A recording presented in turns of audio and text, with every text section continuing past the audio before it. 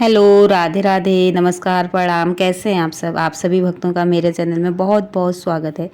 तो देखिए, आज की वीडियो कामिका एकादशी की व्रत कथा की होने वाली है। तो कथा इस प्रकार है। धर्मराज युधिष्ठिर ने कहा, हे माधव, आषाढ़ शुक्ला देव सैनी एकादशी तथा चातुर्मास व्रत महात्म्य मैंने भली प्रकार सुना और समझा। आप कृपा करके श्रावण मास के कृष्ण पक्ष की एकादशी के बारे में बतलाइए।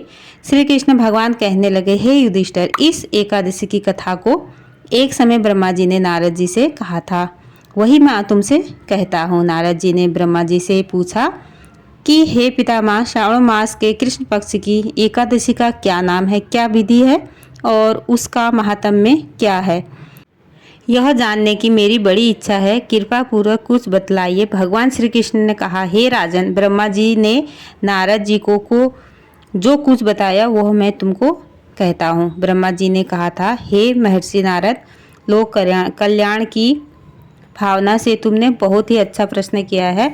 अब मैं जो पावन कथा आपसे कहता हूँ उसे सचेत होकर सुनो। श्रावण मास के कृष्ण पक्ष की इस एकादशी का नाम कामिका और दूसरा पवित्रा है। इस एकादशी की कथा सुनने मात्र से वाजपेय यज्ञ का फल मिलता है। इस दिन शंख, चक्र, गदा, पद्मधारी माधव विष्णु का पूजन किया जाता है।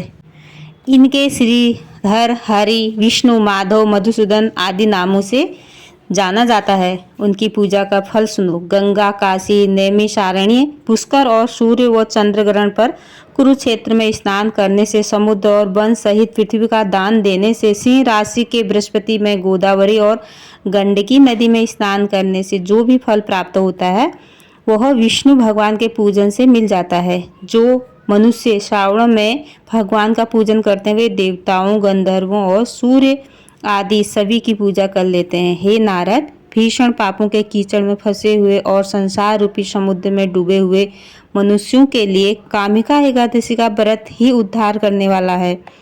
इससे बढ़कर पाप नाशक अन्य कोई उपाय नहीं है। स्वयं भगवान ने यही कहा है कि इस एकादशी व्रत के प्रभाव से जीव बुरी योनियों को प्राप्त नहीं होता। इस एकादशी को भक्ति पूर्वक भगवान को तुलसी दल अर्पण करने वाले संसार में ऐसे रहते हैं जैसे जल में कमल। इस व्रत के प्रभाव से अंतिम समय में मनुष्य यमराज की यातना तथा नरक के दर्शन नहीं करता और सीधा स्वर्गलोक को जाता है। विष्णु भगवान रत्न, मोती, मणि, आभूषण से उतने प्रसन्न नहीं होते जितने तुलसी दल से। तुलसी दल अर्पण का फल 4 भार चांदी और स्वर्ण दान के बराबर है। ब्रह्मा जी ने आगे कहा, भगवान की अति प्रिय तुलसी को मैं भी सदैव नमस्कार करता हूँ। तुलसी के वृक्ष को सींचने से संपूर्ण यातनाएं, दर्शन मात्र, समक्ष पाप, स्पर्श से मनुष्य पवित्र हो जाता है।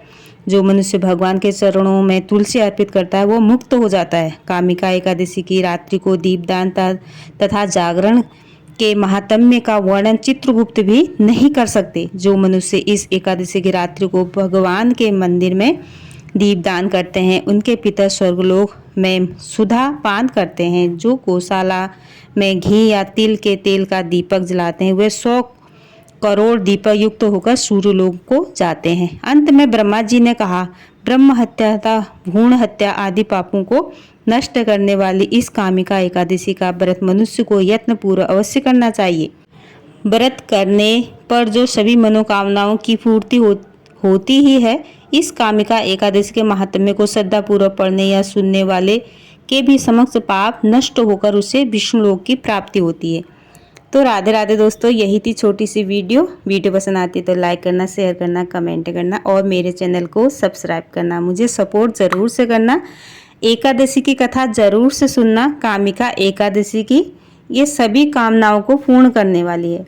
तो 31 जुलाई को कामिका एकादशी है, तो ये कथा आप जरूर से सुने। राधे राधे, जय श्री कृष्णा।